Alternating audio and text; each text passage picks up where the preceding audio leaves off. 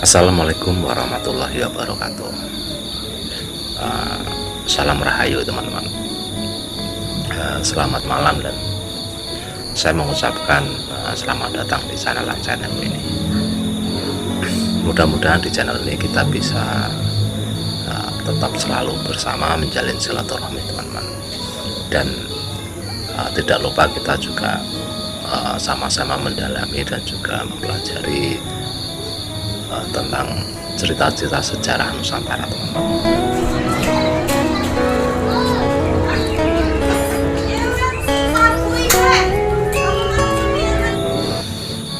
Selama ini salah satu sumber dari narasi yang saya buat itu adalah dari kitab Pararaton dan juga Nagara Kartagama.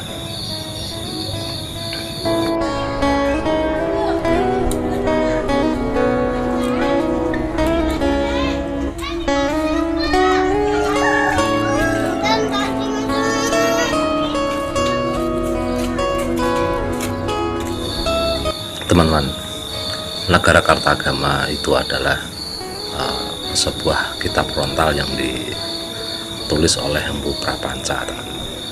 Kitab ini juga lebih dikenal sebagai Buja Sastra, teman-teman. Maksudnya Buja Sastra itu adalah sebuah karya sastra yang dibuat oleh Empu Prapanca untuk memuja atau mengagungkan kerajaan Majapahit. Kitab ini dikarang atau ditulis ketika masa jaya-jayanya Hayam Wuruk ya teman-teman.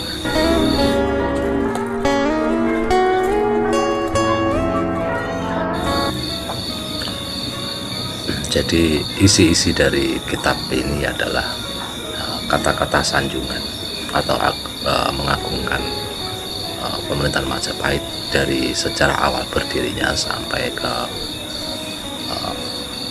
masa jayanya di bawah kekuasaan Hayam Wuruk. Teman-teman, tidak hanya itu tetapi juga di dalam kitab Nagara Kartagama ini juga menyinggung tentang berdirinya kerajaan Singasari, teman-teman. Tetapi yang tertulis di dalam kitab Nagara Kartagama ini adalah berupa sanjungan ataupun pengagungan atas kerajaan Majapahit dan juga leluhur raja-raja Majapahit, teman-teman, yaitu Sang Ranggaraja atau Ken Arok sampai ke Hayam Wuruk.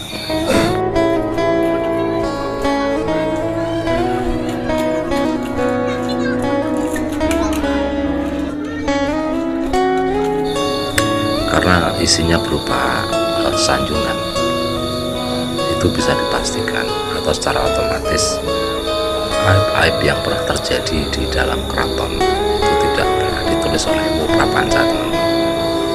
Di antaranya adalah tentang pemberontakan terjadi di Majapahit, yaitu pemberontakan Ranggalawe, Lembu Sora, terus Gajah Biru sampai Rakuti, Rasemi dan yang lainnya tidak tertulis di dalam Nagara Kartagama.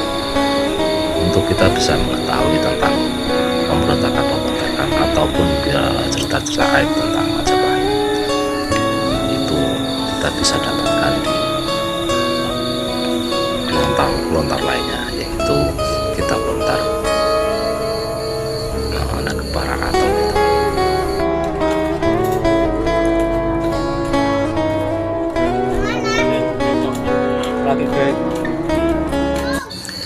Jadi kalau kita ingin mempelajari sejarah secara detail, kita membutuhkan prasasti sebagai sumber primernya dan juga sumber lainnya seperti Nagara Kartagama dan juga Pararaton sebagai pendukung dari cerita-cerita sejarah ini, teman-teman. Ketika kita menggunakan prasasti dan Pararaton, maka kita akan menemukan banyak sekali kecocokan di dalam sejarah itu. Tetapi seperti yang saya bilang tadi, bahwa di Nagara Kartagama itu tidak pernah kita ketemukan tentang cerita aib yang terjadi di kerajaan Majapahit. Teman-teman, untuk seperti yang saya bilang di awal dan juga video-video sebelumnya, bahwa Pararaton itu adalah sumber dukungan sejarah yang bersifatnya itu sekunder ataupun pendukung dari yang primer, teman-teman. Selain Pararaton dan juga Nagarakartagama, mungkin kita bisa mendapatkan cerita sejarah ini yang lebih melengkapinya lagi adalah dari catatan asing, teman-teman. Yang dimaksud catatan asing ini adalah catatan mengenai sejarah Nusantara ini, tetapi yang ditulis oleh orang asing. Dalam hal ini salah satu contohnya adalah catatan Tiongkok, yaitu cerita laporan Ekimese dan jenderal lainnya yang dikirim oleh tentara Kaisar Mongol untuk ekspansi atau ekspedisi ke Nusantara, yang kemudian dipukul mundur oleh pasukan dari Raden Wijaya ketika di awal-awal berdirinya Majapahit.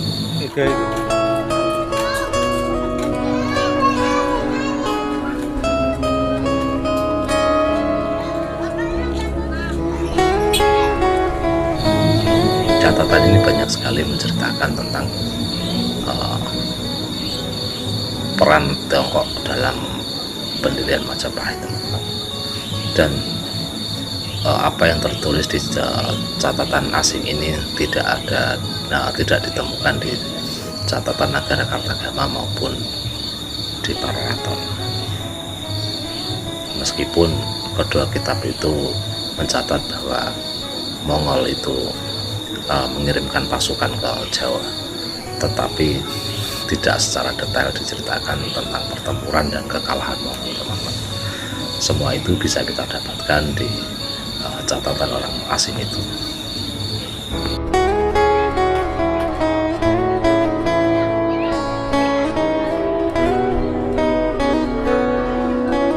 Teman-teman, yang menarik lagi mengenai Pararaton itu adalah ketika Pararaton itu menceritakan tentang kisah Ken Arok, teman-teman. Di dalam Pararaton itu ditulis Ken Arok itu sebagai masa mudanya itu sebagai maling, copet, dan juga begal, teman-teman. Intinya Ken Arok itu sebagai seorang penjahat. Hal inilah yang mendorong orang-orang pada curiga bahwa Pararaton itu adalah buatan Belanda untuk menjelek-jelekan keturunan raja-raja Majapahit.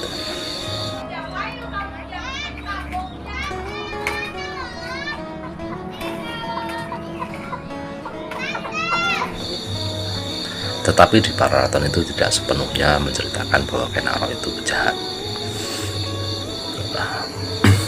Sebagai contohnya adalah ketika Ken Arok itu membunuh Mpu Gandring.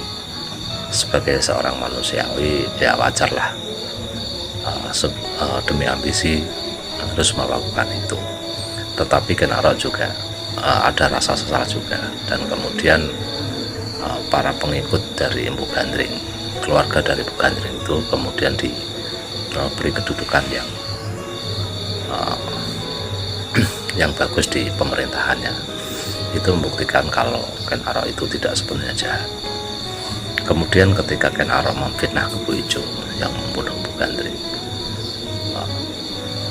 itu sehingga Ken Arok Kebu Ijo itu harus dihukum mati. Kemudian Ken Arok sebagai rasa sesalnya itu juga mengadopsi anak dari Kebu Ijo, teman-teman.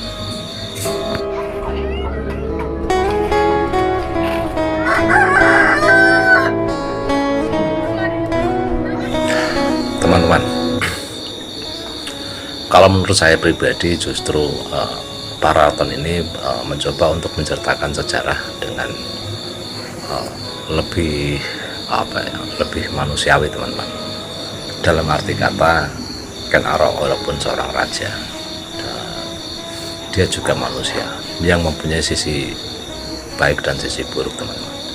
Di dalam Pararaton itu mencoba untuk menceritakan dari kedua sisi, teman-teman. Ada sifat baik dan sifat buruknya. Sekali lagi itu katakan adalah sifat manusiawi dari Ken Arok. itulah yang coba diceritakan di dalam Pararaton. Sangat berbeda sekali dengan apa yang tercatat di negara Kartagama yang isinya berupa sanjungan. Di dalam negara Kartagama itu hampir semua raja-raja yang dari Singasari sampai ke Majapahit itu mempunyai sifat seperti dewa, teman-teman. Hampir tidak ada kesalahan atau aibnya, tetapi di Pararaton lain.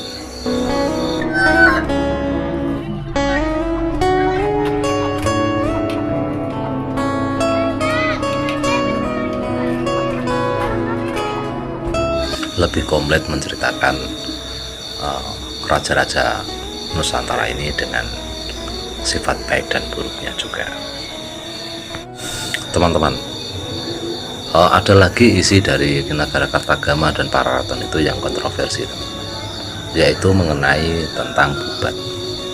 Kalau di negara Kartagama itu hanya disebutkan bahwa di Majapahit itu ada sebuah lapangan yang namanya Bubat, yaitu seperti alun-alun, teman-teman, yaitu tempat berkumpulnya warga Majapahit ketika itu. Tetapi di Pararaton itu diceritakan bahwa pernah ada sebuah peristiwa tragedi di Bubat, yaitu lebih dikenal dengan sebutan Perang Bubat.